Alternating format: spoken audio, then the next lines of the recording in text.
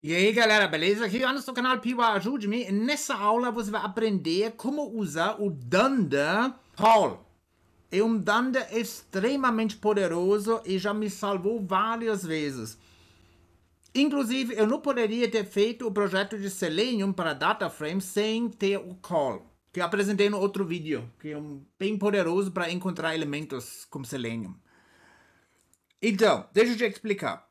A gente tem a seguinte situação. Aí uma função que tem dois argumentos. Uma vez uma função, outra função que a gente vai chamar aqui, depois um valor qualquer. Nesse caso aqui uma lista de 9 até 0. So, quando eu executo isso, eu tenho isso. Ele imprime o último elemento da lista e a lista em si, 0 até 9. Beleza, muito bom.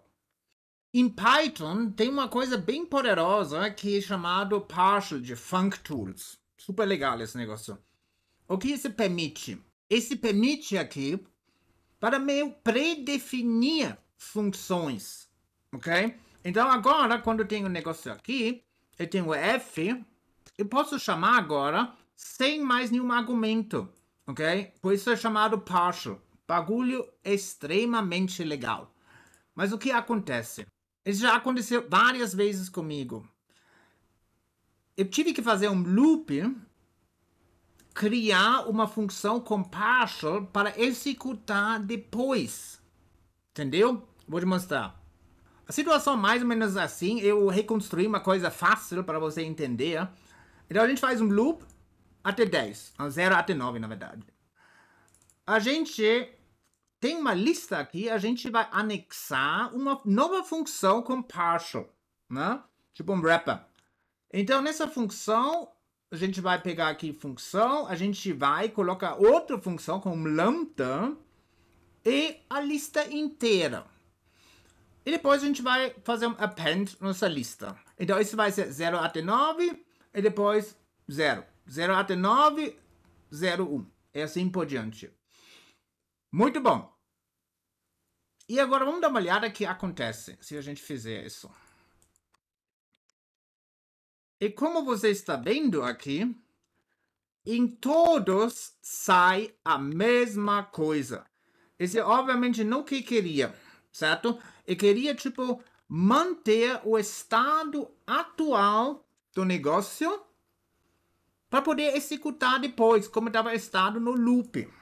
Entendeu? Se realmente não foi fácil de fazer, e a única solução foi uma classe com call. Olha aqui. Então, para fazer uma cópia mesmo, o mais deep copy impossível, eu usei o dill. Esse é bem interessante esse negócio. É basicamente como pickle, mas você realmente consegue picklar qualquer coisa, quase qualquer coisa. Bom, então eu criei aqui uma classe para copiar o estado atual. Então essa classe, o init, também já tem uma aula sobre init, se você quiser assistir, eu coloco lá em cima. Leva a função, que a gente vai definir aqui. Também o i aqui, né? Esse negócio aqui que a gente tem il. Então eu coloco self, função, é a função mesmo. Aqui eu faço uma cópia da variável, da lista. Essa é uma cópia mesmo. Também daria com deep copy, ok? Daria também.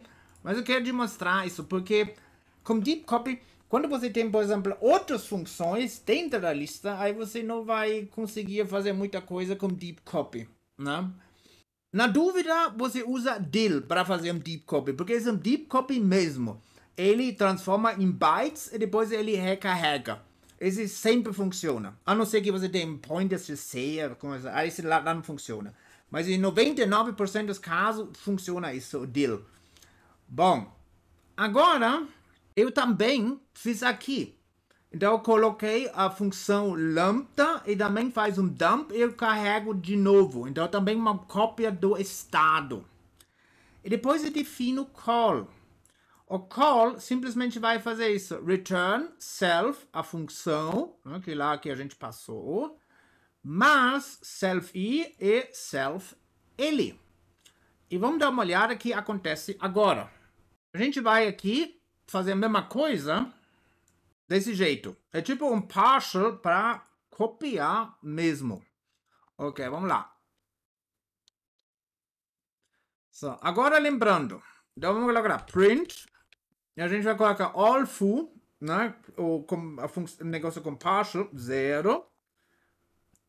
E agora a gente coloca print, também 0, para você ver a diferença. Né? E como você está vendo, esse negócio está se comportando que nem uma função. Você nem vê a diferença. Entendeu? E esse é exatamente o que eu queria. É tipo para guardar o estado atual. E isso só foi possível criando uma classe como dunder call.